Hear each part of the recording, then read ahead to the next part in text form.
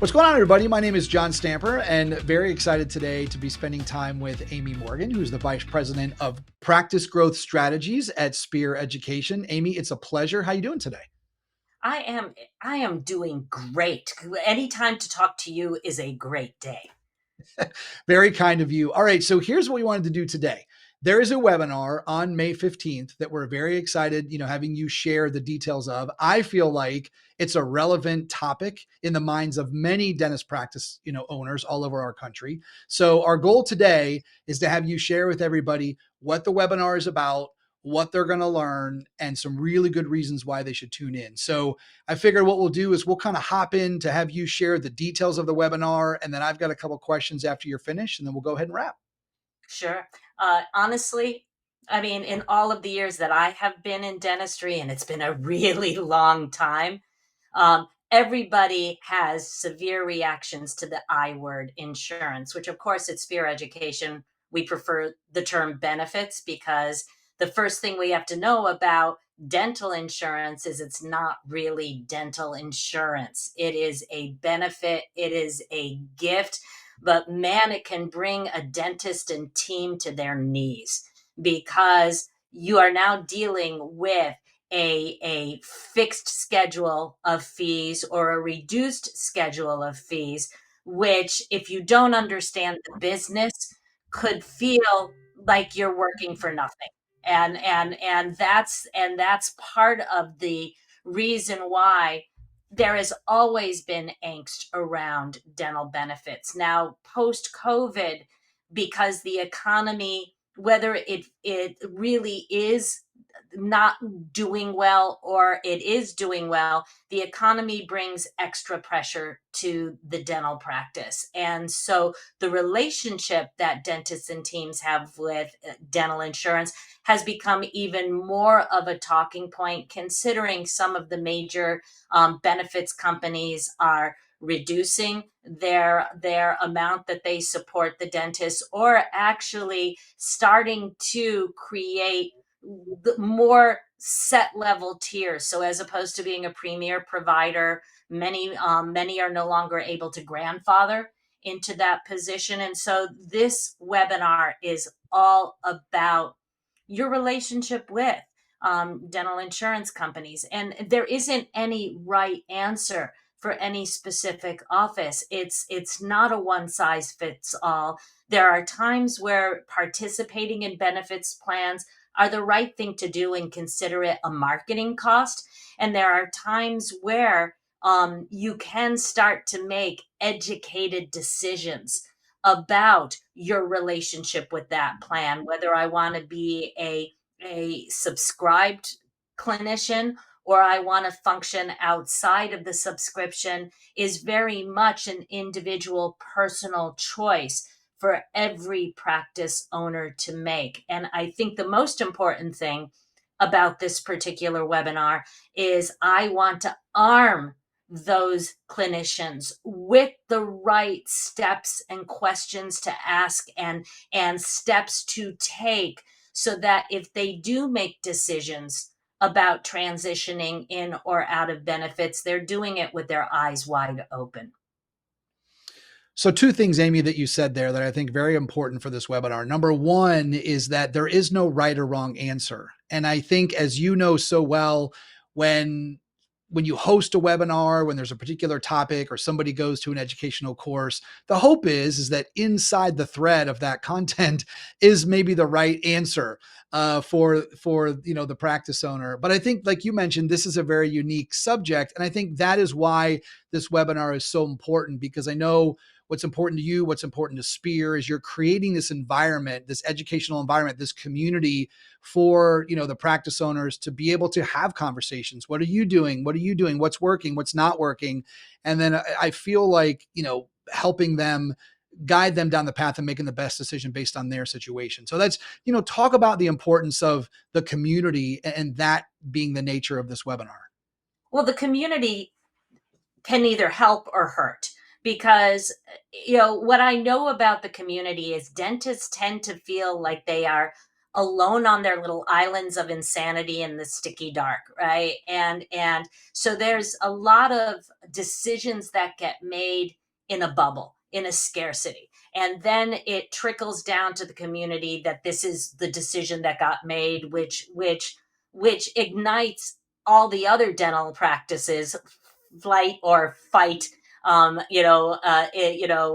ideologies, and off we go to the races, right? And so it is important to find a community of like-minded individuals who are giving you the right information to make the right decisions to move your practice forward. And that's what Spear has always wanted to do, was to have the group that self-selects because they want to be continuous learners. They want to grow and improve, and dealing with dental insurance is just one of the many that those like-minded individuals can actually support, as you're going through the evolutionary stages of practice development.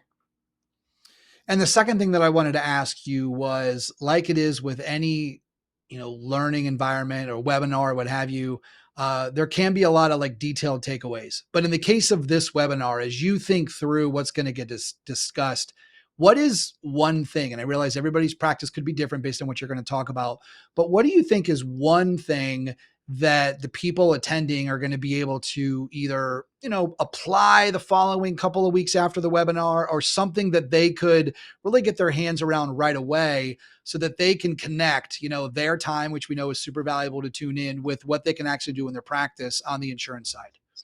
And honestly, there's going to be more, because I'm going to actually take them through the step by step process that has to be in place to successfully transition either in or out of any dental benefit plans. So we're going to get down and dirty into the specifics, and it's going to start with, you got to know your numbers, which is not necessarily intuitive to dentists as a profession. And when I say know your numbers, it's everything from understanding the profitability margin that you may have within your fee structure, so that you can go into a fixed fee schedule with open eyes, but also understanding just the mix of plans that you already have in existence. We call this a utilization analysis, and we're going to go into the details on how you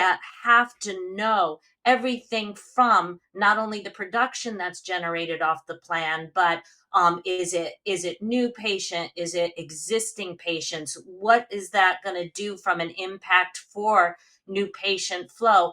All of those things are kind of the step zero that have to be in place before even an initial decision about what I want my benefits profile to be can happen. And that very often is a missed opportunity. And I started my career many, many, many years ago in a galaxy far, far away as a cash flow crisis consultant for medical dental.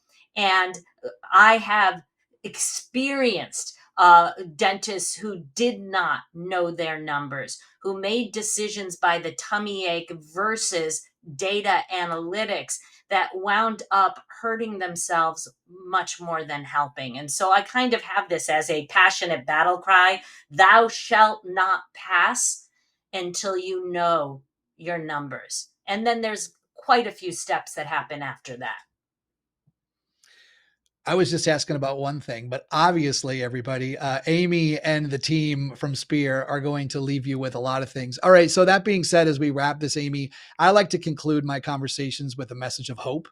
And I think, as you know so well, in the muck sometimes of dental insurance, that I word that you talked about in dental practice, it can feel like there's no hope. But I think, obviously, a second goal of so many of these webinars is to instill confidence, right? Education, as you know, knowledge is power, and that provides the practice owners with a roadmap to move forward. So, what message of hope would you leave everybody with the work that you're doing? I mean, obviously, the work that you do with Spear is around, helping them grow the practice and strategies around that. So, what is your message for hope for this particular topic? There's a huge amount of hope. What I know is that compared to any small business, because Dentistry is needed and wanted by many at all times. Is that every dental office can can be as successful as they choose to be and organized to be. For every three patients that might say no, the fourth and the fifth are always going to say yes. And so, no matter what you're thinking, no matter what level of scarcity or fear that might be there as you're making some of these tougher decisions, there's always the opportunity to be successful in dentistry. And that's not going away anytime soon. Amy, thanks so much. I think that's a great way to wrap this. All the details, everybody, whether you're watching this on social media, email, or a website, all the details to register for this very relevant webinar on May 15th will be below or in anything that you're reading. So we would love for you to join. Like, as I've mentioned before, when I think about first class educators in our dental industry, Spear is always the one that comes to top of mind. So, Amy, I'm very excited about this, excited for you to teach, give hope, get into the weeds, as you mentioned, for this May 15th webinar, and leave everybody with a roadmap moving forward. So, any final thoughts as we wrap? No, thank you for the opportunity. These have been difficult times, whether we're talking about hiring, anything that's going on. So, anything that we can do to create lifelines so that dentists stay positive and move in the right direction is a good thing. So, this is a good day. Awesome. Well, Amy, thanks again. Always a pleasure. Look forward to seeing everybody on May 15th, and we'll talk to you soon.